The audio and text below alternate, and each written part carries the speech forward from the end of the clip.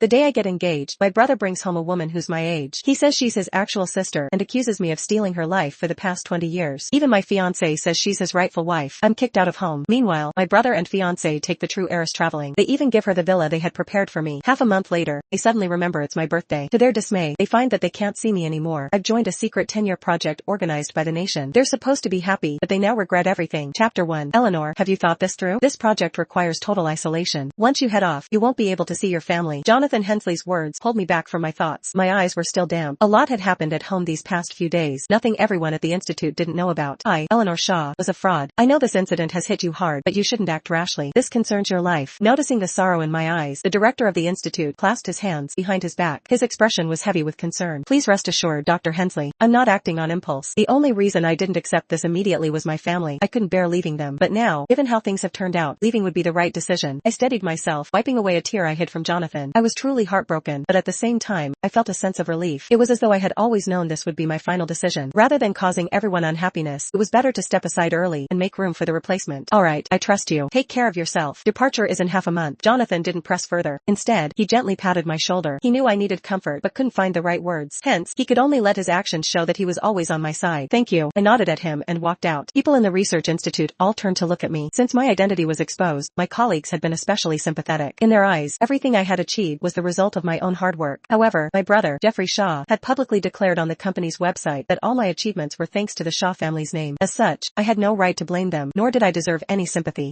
Perhaps you shouldn't go back. Yeah, I have an extra room at my place. There's no need to go back and suffer, especially if you're leaving soon anyway. Everyone was trying their best to console me, offering help in various ways. However, I only shook my head gently. It's precisely because I'm leaving that I should go home. I needed to repay what I owed. Jeffrey's words, though harsh, weren't wrong. I had taken over his biological sister's life for over 20 years. This was my fault, my debt to bear.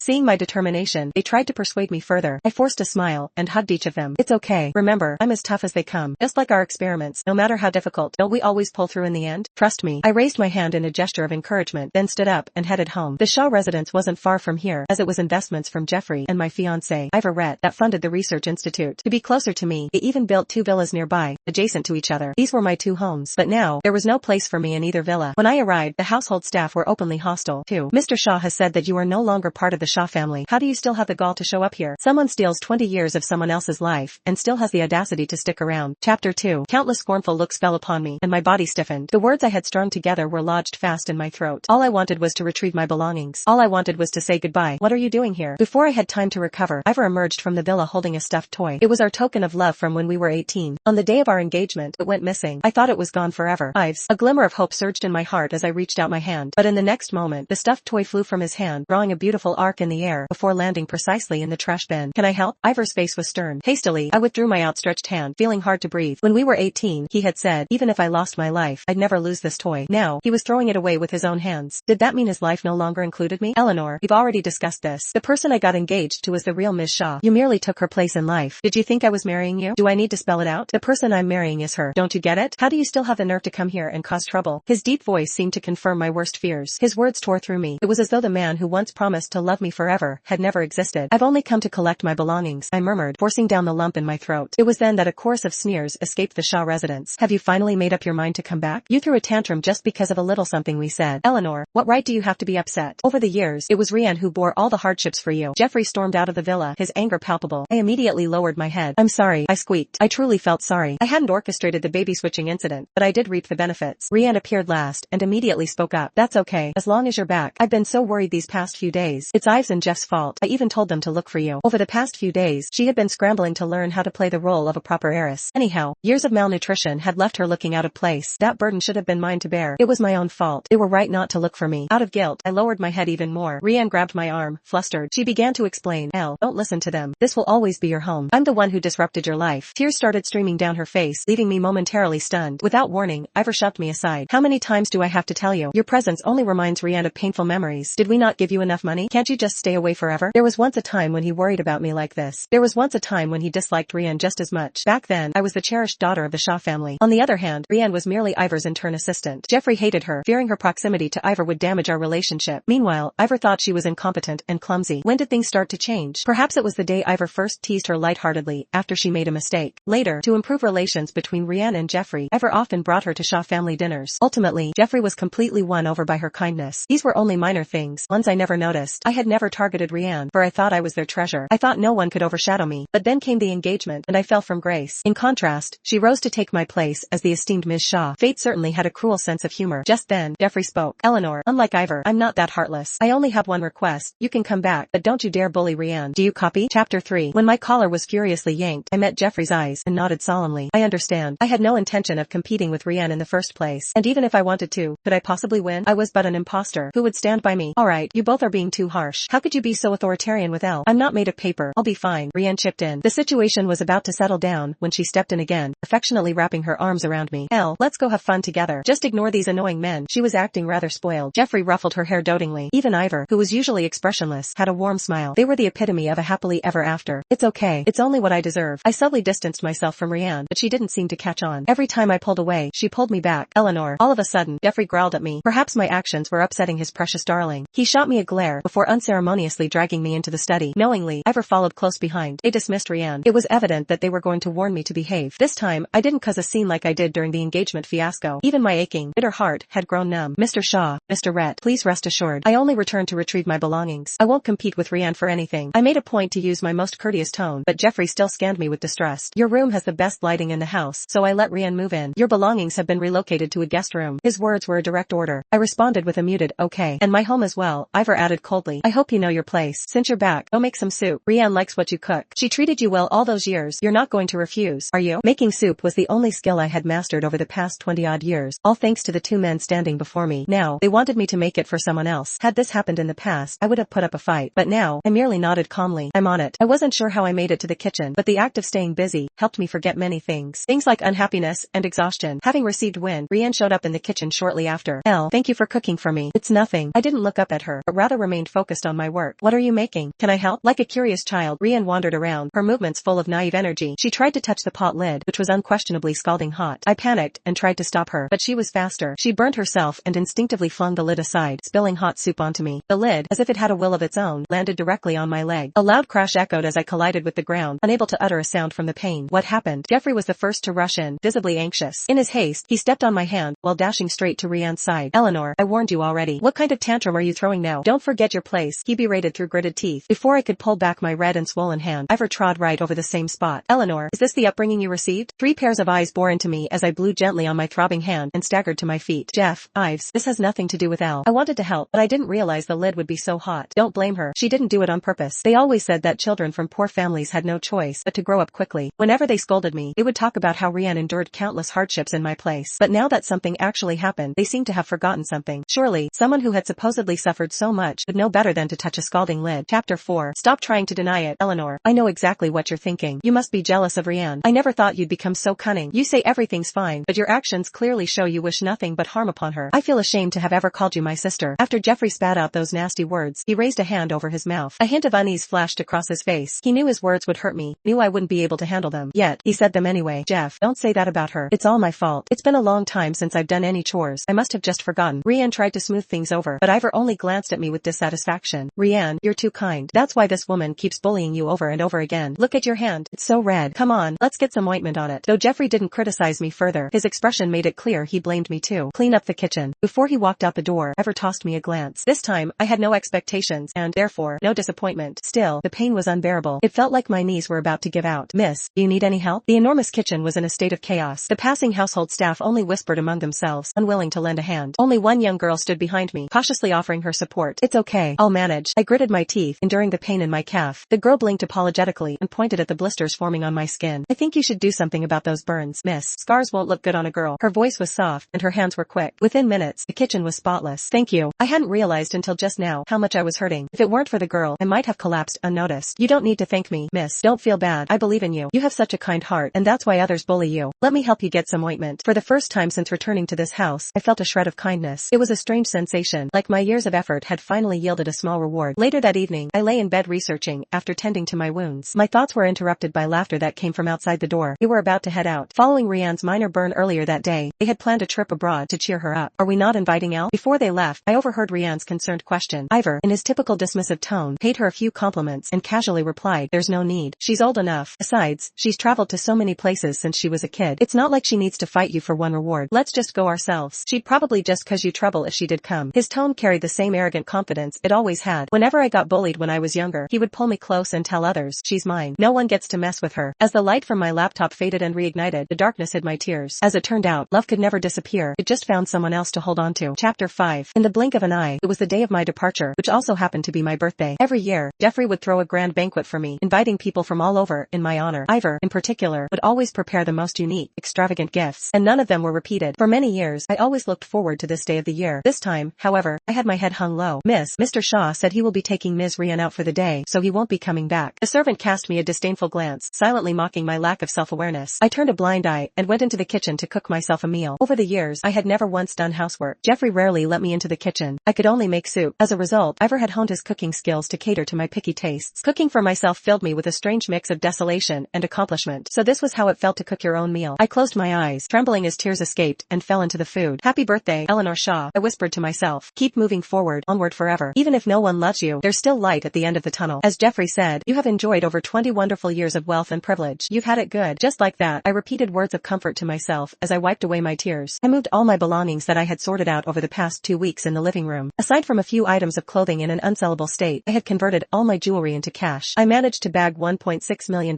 in total, a sum not enough to repay everything I'd spent over the years. However, the state had given out subsidies to everyone participating in the new program. I transferred that money to my family's account, too. If it still wasn't enough, I could only remit part of my monthly salary back home. Eleanor, what in the world are you doing? Lost in my thoughts, I didn't notice Jeffrey's return. He was headed straight for the study. I knew that I shouldn't be expecting anything, but on a day like today, I couldn't help it. I turned to him. Jeff, hi. That familiar word felt surprisingly heavy on my tongue. Jeffrey stopped in his steps, and I noticed the bunch of keys in his hand. They were pink, my favorite color, just as I remembered. Why do you have the keys? My question was somewhat redundant. He shot me a look of displeasure and said, Rian doesn't have a place of her own yet. This villa has just been completed and is now ready. I'm taking her to view it. Do you have a problem with that? Nope. I clasped my hands behind my back, digging my nails into my skin until I bled. Jeffrey looked at me and continued, stop playing these childish games, Eleanor. Ives and I were the ones who funded the construction of these villas. We can give it to whoever we want. You've already taken more than enough. Remember, Rian is my real sister. She is the rightful Ms. Shaw and deserves to live a life our family can provide. Do you hear me? Crystal clear. I nodded meekly. It was then that his gaze fell on the feast I had prepared. He sighed in annoyance. I can't believe I forgot it's Rian's birthday today. Eat up by yourself. I'm leaving now. So he did remember. My carefully composed thoughts unraveled completely. If Jeffrey remembered, Ivor surely did, too. Yet, they couldn't care less. They only had Rian in their eyes. Even the house they had prepared for me now belonged to her. I had always known my place. In fact, I felt guilty toward Rian. But the truth was I had never wanted to fight her for anything. Not this home, my brother, or Ivor. As long as she wanted it, I was willing to give it all up. I only had one small wish, to share a meal together. But now, it seemed even that was merely a dream. It was about time for me to leave. Only then would they all be happy. Chapter 6. Ms. Shaw, are none of your family seeing you off? The staff member who came to pick me up glanced curiously at the villa behind me. The scoop about the legitimate and imposter daughters had become the talk of the town, and the man seemed to recognize me. He assumed the online rumors were exaggerated, but he now realized I had fallen so low. No. Without saying anything else, I loaded my suitcase into the boot and climbed into the car. The sky erupted with breathtaking fireworks, their brilliant colors blending with drone displays. It was a mesmerizing sight, and I couldn't tear my eyes away. Happy birthday, Rian. The drone spelled out the words in neat rows, and the car fell into silence. Today was also Rian's birthday. We were born on the same day and mistakenly switched at birth. With this knowledge, they still chose to give me nothing. Ms. Shaw, isn't it your birthday too? Asked the driver in a stupor as it dawned on him. I lifted my phone and snapped a photo of the scene before me. It doesn't matter. Let's go. As the car merged into traffic, the sounds of celebration grew more and more distant. 2 days later, Jeffrey and Rian returned to the villa, having exhausted themselves. Jeffrey sensed something amiss. In the past, I would have greeted him at the door. But this time, there was nothing, just an unnervingly quiet house. Eleanor? Ivor seemed to also notice something odd. He scanned the villa with a stiffened expression. Their initial assumption was that I was upset and throwing a tantrum. Rian, in particular, felt genuinely remorseful. Ives, Jeff, is Elle mad at me? I told you it was her birthday too, but neither of you was willing to come back and wish her. How could you? She grew up with the two of you. This is all my fault. I shouldn't have shown up in the first place. Tears welled up in her eyes. She looked broken-hearted, as though she were the one who had been abandoned. Rian, stop talking nonsense. None of this is your fault. She's just too sensitive. You've gone so many years without celebrating your birthday. What does it matter if she skips one? In fact, I'd love to see what kind of tantrum she's throwing this time. That was the first time Jeffrey had lost his temper in the villa. The household staff were trembling with fear, yet no one could explain my whereabouts. On the day of my departure, I deliberately chose a time during their break to leave. That was why no one had set eyes on me in the past 2 days. No one realized I had already left this place for good. What's all this about? Jeffrey frowned at the items I left in the living room. They were hard to miss. He knew full well that those were all the gifts he and Ivor had given me over the years. What is she trying to do? Is she crazy? Ivor stopped before a pair of plaster figurines. They were crafted in our likeness, once my most treasured possession. But there they were now, sat in the living room, gathering dust. Annoyed, Ivor whipped out his phone to call me. Get Eleanor from her room right now. An unsettling feeling gnawed at Jeffrey. For some reason, he felt this time was different, as if I were intending to sever all ties with them. They all felt a hint of panic, yet stubbornly refused to admit it. They were masking their guilt under the guise of indifference. Half an hour of searching later, there was still no sign of me. They also discovered that I had blocked all 3 of their numbers. Jeffrey was growing anxious. He had always believed I was in the wrong for what happened to Rianne. In his eyes, his neglect and cold treatment were his way of avenging his real sister. Nevertheless, he never thought of abandoning me, nor did he expect me to disappear from their lives. Mr. Shaw, maid in the living room, spoke up after finding a note and a bank card I had left behind.